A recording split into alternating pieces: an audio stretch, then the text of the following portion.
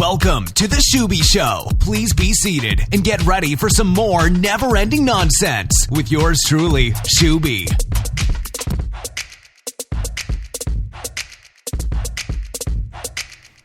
This is the Schuby Show with yours truly, Carson Schubert. And welcome to the new edition of the Schuby Show, where we're centering more of our content around sports. I am really excited to get this podcast started up again, and this is our first episode with former NFL player Mark Collins Sr. Mark played in the NFL for 13 years, started his career with the New York Giants in 1986, won a pair of Super Bowls with the Giants, also played with the Kansas City Chiefs, the Green Bay Packers, and the Seattle Seahawks in his final season in 1998. 27 career interceptions for Mark Collins Sr., and he will be joining the Schuby Show in just a moment. Welcome back to the Schuby Show, and we are now joined by two-time Super Bowl champion, former NFL player, Mark Collins Sr. And Mark, it's a pleasure to have you on the show. Well, thanks for the invite. I'm happy to be here.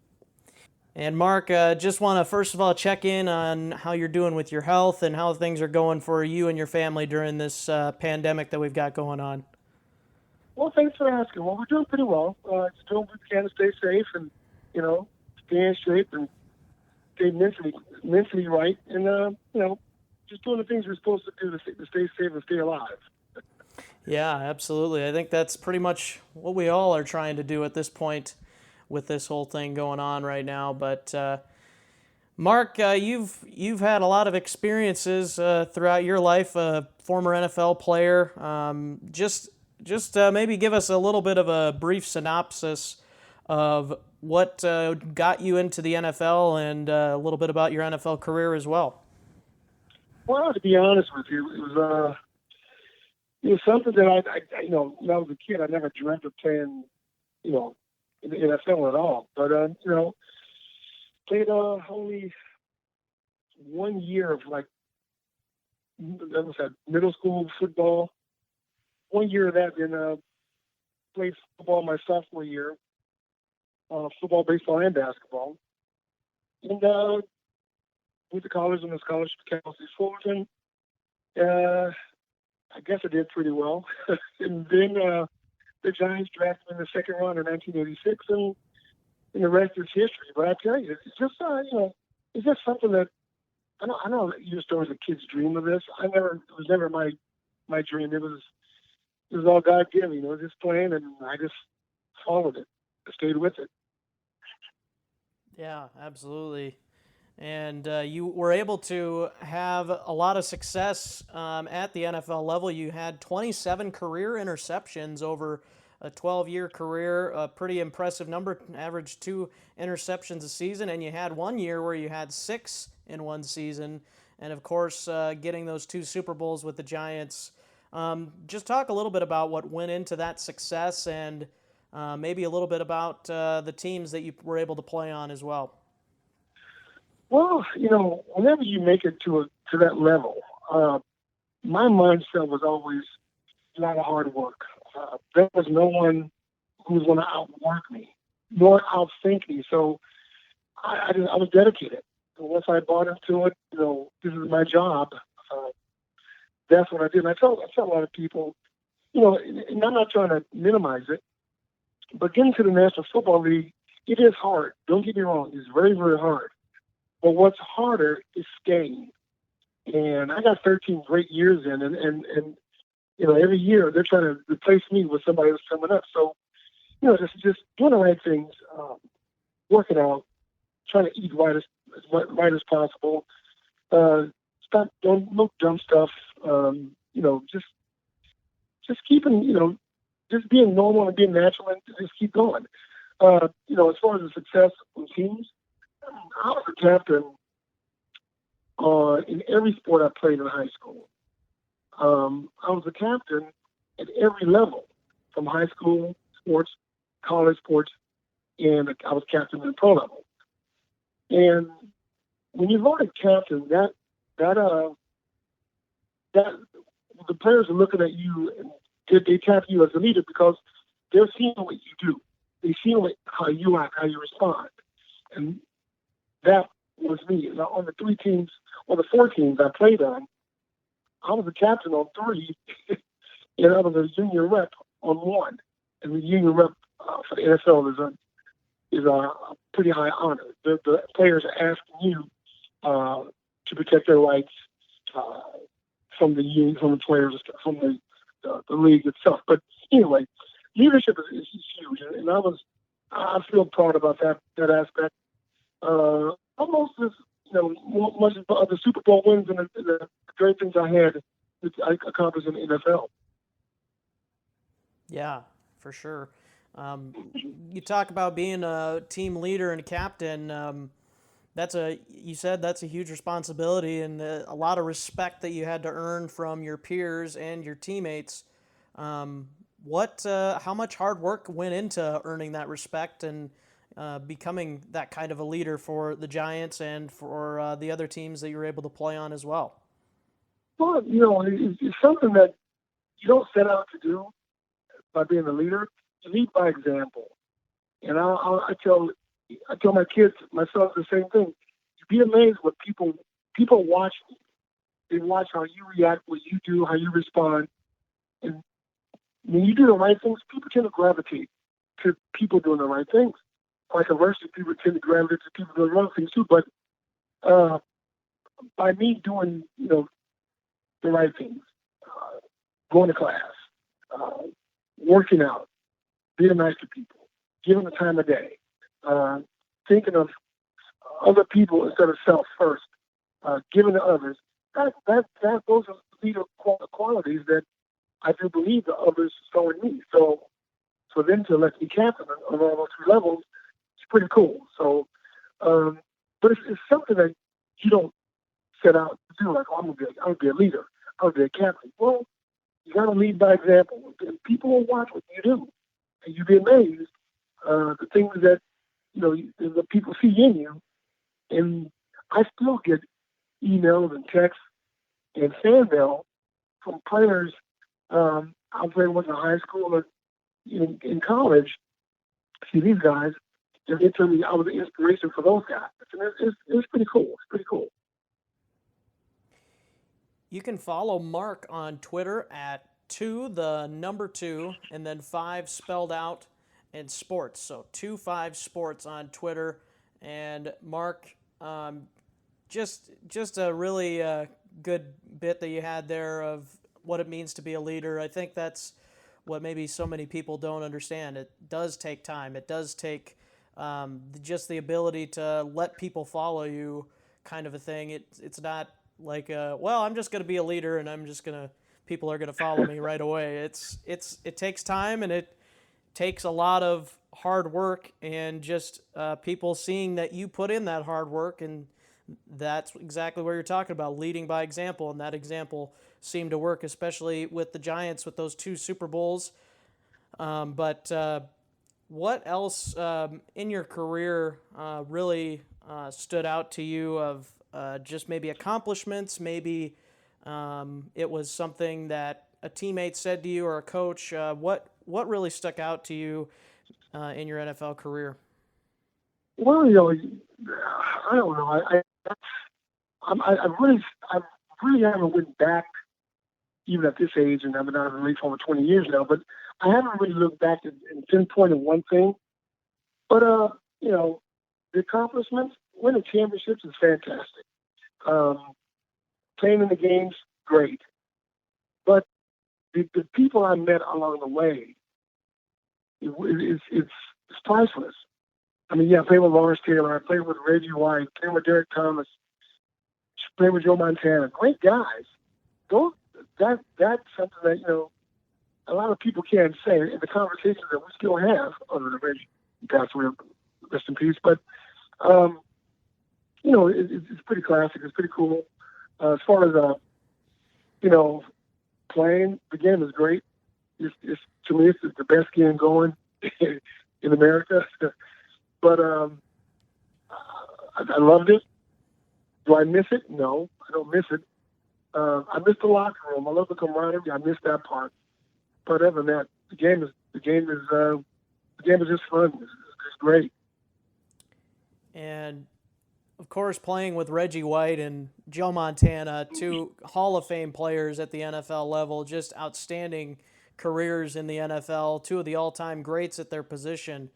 What have you taken from them, and maybe what is something that you were able to give to them in your career advice, or just ways that you improved your game? Well, you forgot Lawrence Taylor and Derek Thomas. Lawrence That's Taylor right. was the best player ever. But guys like that. I mean, we generally don't talk about how to be a better pro or whatever. We just go play. We do what we do. Is there any advice they could have given me? No, and I didn't give any advice either. But no, but those guys, just great teammates. I mean, you're talking about guys other than Derek who won championships, and you win championships. You're on a whole different level. But those guys are great teammates, great people. I saw Lawrence this last year, Joe Montana 2 years ago at a party, a cigar party, and so we still talk to each other. We do each other's golf events. So, but overall, we generally don't really talk to each other about how to be better. But what I did learn from Lawrence and Joe and the work ethic. They go 100 miles an hour. And to be successful in anything you do, especially in football, you got to be dedicated and you got to go 100 miles an hour. Can't take no days off, no plays off. And that's what they did, and I did the same thing. And those who play more than 10 years in the league, that's nothing but respect, because when you get 10 years in the league and you're still going full speed, that says something about your dedication and your drive to be successful. And those guys did it. They sure did. Yeah, of course. How can I forget the great Lawrence Taylor? Just a phenomenal career in the NFL with the Giants, and a huge part also of the couple of Super Bowls that your Giants were able to get. And let's take a look a little bit about a little bit more into your personal life. Your son, Mark Collins Jr., plays at the University of South Dakota. He'll be going into his senior season next year, and it's been kind of cool for me to be able to get to know Mark a little bit. He and I were lab partners last semester, so that was kind of a cool thing, and kind of made this connection to be able to set up this interview with you. Just talk a little bit about how special Mark has been in your life, and how he has followed in your footsteps a little bit, going down the football path. Well, I tell you, he really grasped the game. I would probably say his freshman year in high school, and he became dedicated in the game only his sophomore year. And he's a hell of an athlete. And I'm not saying this because he's my son, but he is better than I was in college. So at this point, and he's technically sound. He knows the game. He's smart. Never gets too high on himself, and never gets too low on himself. And he's a competitor. He puts the work in, a little extra work that no one sees. But that's what he does, and he's smart as a whip. And I think getting drafted is no guarantee. I think he'll get a legitimate shot at the next level if everything goes right. But he's a heck of a talent and a great son. Yeah, absolutely. He said I had an interview with him earlier this year too, and he mentioned how much he's learned from you. What are some of those things that you've been able to teach him as good of an athlete as he is? You still have to have those smarts and those abilities to play at the college football level, and eventually in the NFL level if Mark gets that opportunity, which we all hope he does.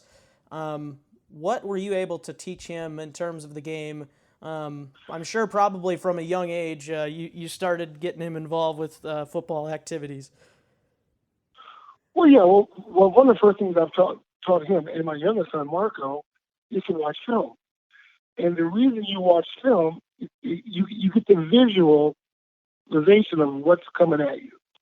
So once you can visualize something, then you put yourself in the place to do it. So he knows how to read the offensive formations, read receiver splits, knowing what's coming down the distance wise.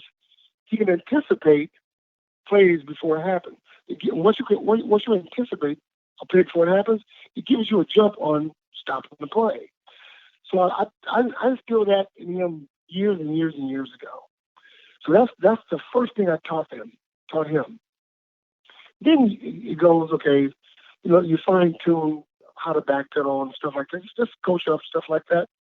But at this point of his career now, we'll still talk in the off season. We'll go work out a little bit, and all I do is just fine tune some techniques. But he really gets it. He knows how to study film. Started that at a younger age, so he knows what to look for. Knows the down and distance, all that stuff. So he's when I tell you he is technically sound, he's technically sound all around, not just on the field, but off the field, knowing how to watch film, knowing how to take care of himself, stuff like that, and being a leader. Yeah, and then of course being a leader is always key. As you have been a good example of that to him, I'm sure, throughout his young career, and you were able to be a big leader in the NFL for many seasons as well. So he's got a good foundation to get to the next level. I think he's got a good shot of getting there. Well, this all you ask was a shot. Whether you're drafted or going as an undrafted free agent, as long as you get an opportunity. And I've always been big on give someone an opportunity to be amazed what they'll do. And, just like in life, a lot of people just want that opportunity. Just give the person the opportunity to be amazed with the things that they'll be successful in.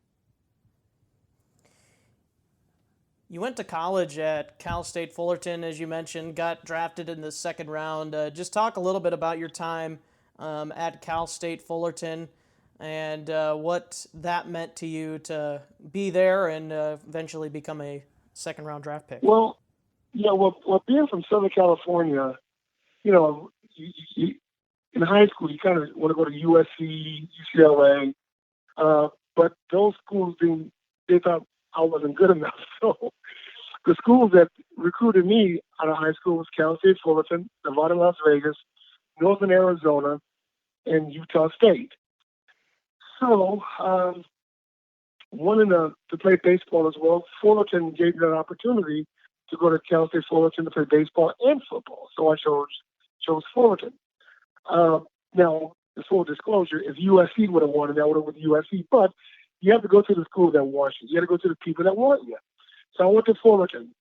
And I went in, had a great year as a freshman, started my freshman year, started all 4 years. My fourth year, I was Defensive Player of the Year in our conference, the PCAA, which is the Big West now. I was first-team All-American. Then get drafted by the Giants. But the experience in Fullerton was great. And great coach Gene Murphy, he passed away about 6 years ago. Great head coach, great defensive coordinator Bob Burke. Just all around good coaching staff, just good people, great atmosphere. Being in Orange County, not too far from the beach. School was good, and I enjoyed it. College. And I told Mark this. I said college would be the best part of your life, and I think he understands it now. But college was definitely the best part of my life. It was just fun. It was just fun. Yeah, I can attest to that a little bit as well. It's been a lot of fun to get to know a lot of people and build relationships and just kind of spread your wings a little bit, as I'm sure Mark has felt that as well throughout his college career so far. Yep. And Absolutely. So, yeah, Cal State Fullerton, as you mentioned, you went there as a dual sport athlete. They're a really good baseball program. Even to this day, they still are constantly getting back into the College World Series, it seems. Yeah, Rick Vanderhook, he's the coach at Fullerton. He was my teammate. When I went to Fullerton, after the football season was over, went over to baseball. So they were so good. I was there for 2 weeks. And Augie Garrido, one of the best college coaches ever, he passed away as well. He goes, Mark, you're not going to make the team. So I said, Coach, fine. But that team was loaded. So I just stuck with football 4 times. Now, Rick Vanderhook was my teammate on the baseball team, but he's running the program now. And Fullerton, they'll bounce back. The history that school has in baseball, I think it was 4 or 5 national championships, something like that. And it's a baseball school. I mean, that's what they do. So, and they're pretty good. But I gave it a shot. I gave it a legitimate shot. But that team was so stacked. And everybody who plays ball at Cal State Fullerton, they're guaranteed to go to the pros. And they still do. They're already in there. So it was tough for me to make that squad. Augie Garrido knew it. And I tell everybody who's willing to listen, Augie Garrido started my football career. So thanks to Augie, I became successful in football. There you go. And so before that point, when you didn't make the team, the baseball team at Cal State Fullerton, was there ever a thought in your mind that you could potentially play Major League Baseball before that point? You know what? I was a good baseball player. I played baseball. I started playing like Little League baseball when I was like 10, 11. And I love baseball. As a matter of fact, I love baseball more than football. I hated football. I hated getting tackled. And 1 year I played. I said, forget this. And then, I don't blame you. yeah, it really is true. Because I'll tell you this story real quick. So my sister was dating a football player who played was at my high school. His name was Sammy Parrish. And Sammy played the running back. And I wanted to be just like him because he was a stud. He was awesome. So my high school math teacher was the head coach. His name is Tom Hoke. So I had to use my math teacher. So I went in after I, got the courage to go tell him I'm going to play football. Took about a week. So I went, and mind you, I haven't played football since I was, 11 years old. Now I'm 15, 16, and I go to Tom Hoke, my master, walk right to his desk. I said, hey, Coach Hoke, my name is Mark Collins. I'm going to play varsity football. I'm going to be a running back, and I'm going to wear number 22. And the coach looked at me and said, yeah, kid, sit down. And I went back to my seat, and I sat down, right? So I get up going, and I was embarrassed. I said, man, I made a fool of myself. So then, a couple of weeks later, he goes, you going to play football with us? Well, he goes, yeah, come on out. We have tryouts. Well, went out, and our team was pretty decent. They were pretty decent. Not great, but it was decent. So I had to start on JV. I practiced with the JV. So Friday game came up. Now, I did not play a game on JV. They brought me up the game before our first varsity game. So I skipped the JV game and went right to varsity. 2 games into the season, the starting running back gets hurt on varsity. So as a sophomore, I get in there and I start playing football, running back. I'm running the ball. I'm a running back. Long story short, and I never played defense. Never played defense in high school. Well, except 1 year, my senior year, and I know what the heck I was doing. They put me back at safety, and I just run people down and catch the interception. I was supposed to be a running back. So I guess my coach tells me, my high school coach, you're right. You did exactly what you said you were going to do. But, long story short, I didn't like football until really didn't play until my sophomore year in high school. Wow, that's quite something for sure. Very cool story. Back to your days in school. That's you gotta love those memories and those kind of stories. To telling the teacher telling you to sit down, I'm sure. Yeah, that was pretty embarrassing for you at the time. Yeah, he was. But I mean, think about it. If someone came up to you, and go, hey, you know what? I'm gonna do this, and they've never done it before. Of course, you're gonna say, yeah, okay, kid, whatever. Well, okay, yeah, sit down. Right. That's right. Oh man. Um, so I guess my next question is, you said that you played safety in the NFL, which you did, and your son Mark is more in the corner role at USD and throughout his football career here. And what what have you learned, I guess, maybe from your time playing as well as just watching Mark, some of the key differences between playing safety and playing corner? Well, when you play corner, you have a friend. And what I mean by that is the sideline. The sideline is your friend.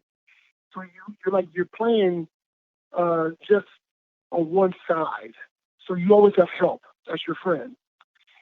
And you never get to see the whole game. You only see maybe a third or quarter of the field. And some people tend to work well in that space, in that quarter or third of a field. And that's a good thing. It's not a bad thing. It's a good thing because once you get good at it, you can dominate that third or quarter of your field. When you move to safety, now the whole thing changes. For the first time, when I went from corner to safety, for the first time in my NFL career, I could see the whole field. In that safety, you got to line players up.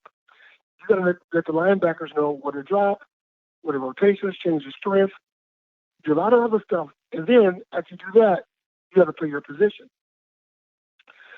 Well, watching Mark play corner, there's no doubt that Mark could go from corner to safety.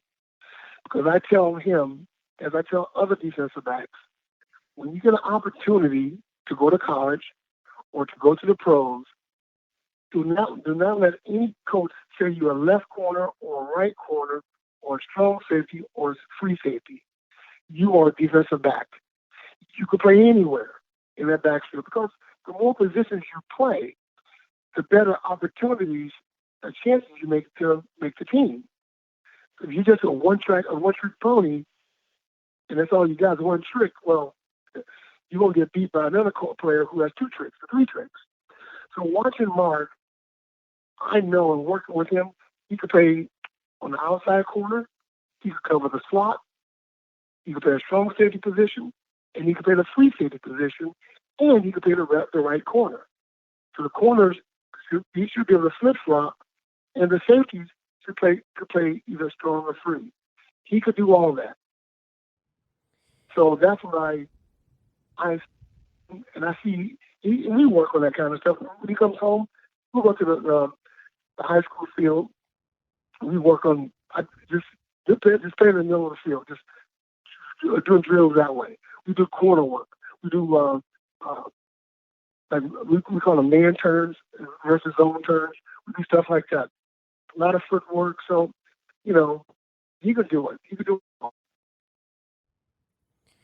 Yeah, and that's so very key in today's NFL, especially. We've seen throughout the last couple of years many teams drafting all kinds of different players that can do it all. You just saw this past draft with Xavier McKinney from Alabama, and the past years with Minka Fitzpatrick as well, how they're able to just roam and do multiple things in the left, right corner, slot corner, free safety, strong safety. And, of course, then you've got Isaiah Simmons, who's just an absolute monster out there making plays on all levels of the field, really can do everything. So versatility definitely will help Mark out, I think. If he's given the opportunity at the next level, I think that's going to be a big reason why. Yeah, well, the more you can do, that's how it works. And then, when I coached at Mid-American Nazarene, I've always, when I was a defensive coordinator, give me the guy who can play more than one position. And that's how I looked at it.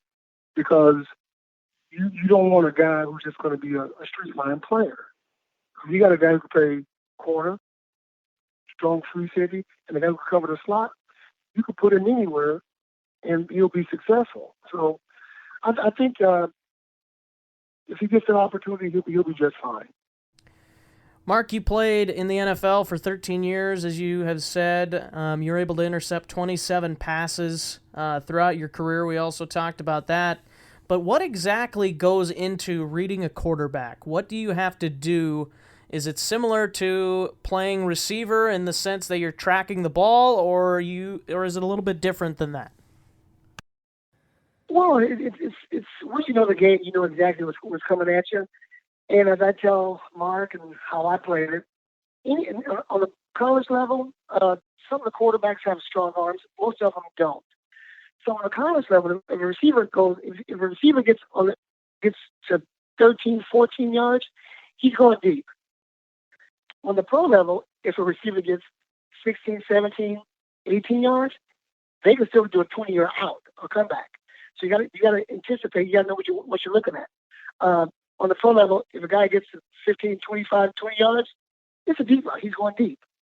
So it's just knowing where you're at on the field, and you know that by it's a feel. There's a clock that's going on in your head. So, and once you really know what you're doing or how you're playing, and once you get an interception, you play it right, the ball usually comes right to you. You make the play, either catch it or you knock it down. Of course, you would like to catch it, but sometimes those receivers turn to defensive backs to make sure you don't catch the ball. So, but anticipation, that's where most of the picks come from. You watch a guy like Deion Sanders. You watch Everson Walls. You watch Ronnie Lott. I played with the Giants for Everson Walls. Everson Walls probably ran like a 4.7, 4.8 40. But his anticipation, knowing where the ball is going to be, based on receiver split, tendencies of the offense to do on a certain formations, he's great at it. And that's what, that's what you learn, or you should learn, to make it to the highest level and stay there, anticipation. Yeah, I think we've seen a lot of that on the other side of the ball at the quarterback position. You have to see so many quarterbacks anticipate, especially at the NFL level, receivers and the routes that they run. You see that the anticipation has to be good because, especially if you don't have a strong arm at the NFL level, like you see Drew Brees, how accurate he is and how great he is at anticipating what the corner is doing and what the receiver is doing too. And I'm sure there's some differences between the offense and defense of players' anticipation, but anticipating definitely has some similarities, I'm sure. Oh, absolutely. Here's now the quarterback on the offense and the safety on the defense. It's a chess game. It's a chess match. And if you watch football, as soon as the quarterback breaks the huddle, he looks immediately at the safety. Because the safety, he knows the safety is going to tell these linebackers where to go. So you look at the safety, and the lineman makes a call. If the linemen see, they'll look at the linebackers. So next time you watch a game, watch what the quarterback does, because the quarterback's going, I'm looking at the safeties, because the safety's going to tell me where the coverage is, where the rotations are, and the linebackers will be picked up by the lineman. The center, usually center, is telling everybody who's where blitz is coming from. So the quarterback's going, I'm not worried about the linebackers. My offensive line will take care of them. They'll pick that up. They'll fill out the signals. Quarterback's looking at the safety. Now the safety, when I break the huddle, the first thing I look at is, okay, where's the tight end? I'm looking at formation. If there's two tight ends, based on what we taught, we got to go through practice, who's the better tight end? So I'll go, let's say the tight end's to the left. The offensive left is the defensive right. So I'll go strong right. So our strong backer will go to that side, the weak backer goes to the opposite side, and then in the secondary, we'll just kind of mix it up a little bit. We'll move up and back, without giving our coverage to the end before the snap. So the quarterback is going to, he's waiting for all that stuff, and that's why the ball is usually snapped within about 2 or 3 seconds, because the quarterback wants to see as much as possible before the ball snaps. And once he sees it, he can attack where he thinks the weak spot is.